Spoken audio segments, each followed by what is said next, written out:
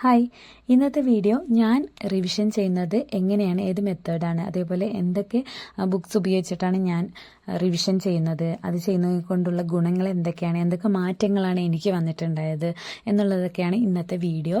അപ്പോൾ ഇതിനെക്കുറിച്ച് വിശദമായിട്ട് നോക്കാം. ഞാൻ ഫോളോ ചെയ്യുന്ന രീതിയാണ് കാണിക്കുന്നത്. എല്ലാവരുടെയും ഇങ്ങനെയാണോന്നൊന്നും എനിക്കറിയില്ല കേട്ടോ. എന്തായാലും എനിക്ക് എഫക്റ്റീവായിട്ടുള്ള ഒരു രീതിയാണ് ഞാനിതിൽ കാണിക്കുന്നത്.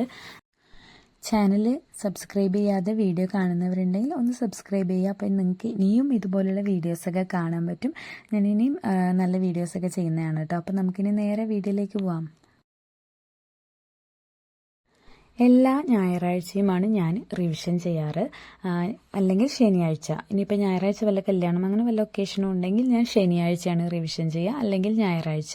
അങ്ങനെ ഏതെങ്കിലും ഒരു ദിവസമായിരിക്കും റിവിഷൻ ഡേ. എന്തായാലും ശനിയും ഞായറും ഞാൻ പുതിയ കാര്യങ്ങൾ പഠിക്കാനെടുക്കില്ല. ഞായറാഴ്ചയാണ് എൻ്റെ ഒരു പ്രോപ്പറായിട്ട് റിവിഷൻ നടക്കാറ്. ആ ഒരാഴ്ച പുതിയതായിട്ട് എന്തൊക്കെ കാര്യങ്ങൾ പഠിച്ചോ അതായിരിക്കും ഞാൻ ഞായറാഴ്ച റിവിഷൻ ചെയ്യുക.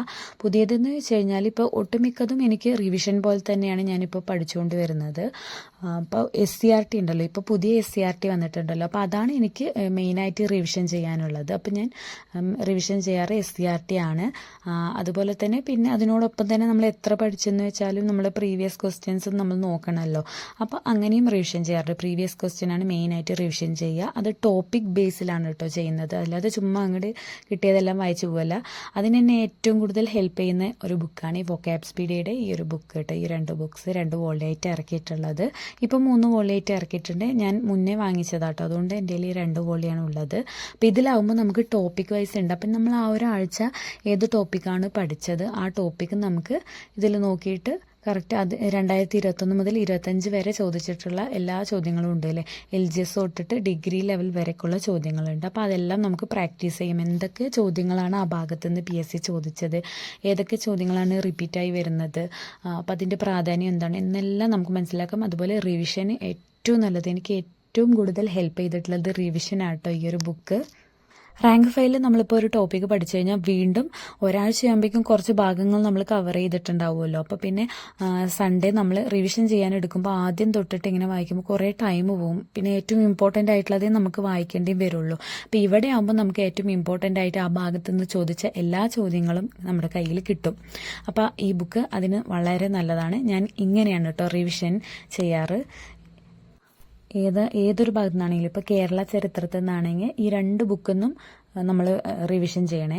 അല്ലാതെ ഈ ഒറ്റ ബുക്കിൽ മാത്രം റിവിഷൻ ചെയ്തിട്ട് കാര്യമില്ല. ആ ബുക്കിലും കുറച്ച് ക്വസ്റ്റ്യൻസ് ഉണ്ട്. അപ്പോൾ രണ്ടും ആ കേരള ചരിത്രം എന്ന് പറയുമ്പോൾ മുഴുവനായിട്ട് നോക്കണം. അങ്ങനെ ആ ഒരു രീതിയിലാണ് ഞാൻ റിവിഷൻ ചെയ്തിട്ടുണ്ടായിരുന്നത്. അപ്പോൾ റിവിഷൻ ചെയ്യാൻ ഈസി ആയിട്ട് തന്നെ, അധികം ടൈമൊന്നുമില്ല, ഈസി ആയിട്ട് ചെയ്യണം എന്നുള്ളവർ ഈ ഒരു വൊക്കാബ് സ്പീഡിയുടെ ബുക്ക് കൂടി വാങ്ങി കയ്യിൽ വെക്കുകയാണെങ്കിൽ വളരെ നല്ലതായിരിക്കും.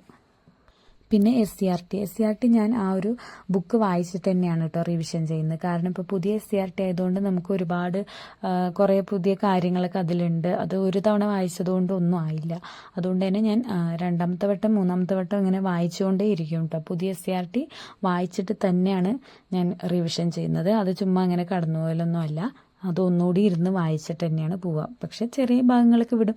നമുക്ക് നന്നായിട്ട് അറിയുന്ന ഭാഗങ്ങൾക്ക് വിട്ടിട്ട് അറിയാത്ത ഭാഗങ്ങൾ കൂടുതൽ കോൺസെൻട്രേറ്റ് ചെയ്തിട്ട് അങ്ങനെ വായിക്കും.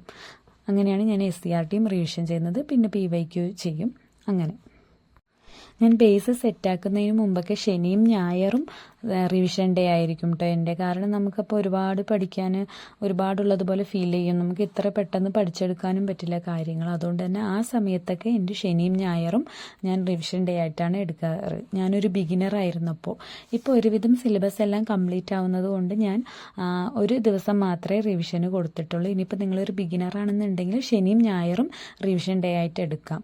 അപ്പോൾ വളരെ എഫക്റ്റീവാണ്. ഞാൻ നേരത്തെ കാണിച്ച ബുക്ക് വളരെ എഫക്റ്റീവാണ് കേട്ടോ നമുക്ക് റിവിഷൻ ചെയ്യാനായിട്ട്. അപ്പോൾ എല്ലാവരും ട്രൈ ചെയ്ത് നോക്കുക. ഇതാണ് എൻ്റെ ഒരു റിവിഷൻ രീതി. അപ്പോൾ നിങ്ങൾക്ക് ഇഷ്ടമായിട്ടുണ്ടെന്നുണ്ടെങ്കിൽ ചാനൽ സബ്സ്ക്രൈബ് ചെയ്യുക കേട്ടോ. അപ്പോൾ ഇനി കൂടുതൽ വീഡിയോസൊക്കെ ആയിട്ട് വരാം.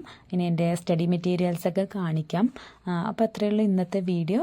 ഇഷ്ടമായിട്ടുണ്ടെങ്കിൽ ലൈക്ക് ചെയ്യാൻ മറക്കല്ലേ. അടുത്ത വീഡിയോയിൽ കാണാം. ബൈ.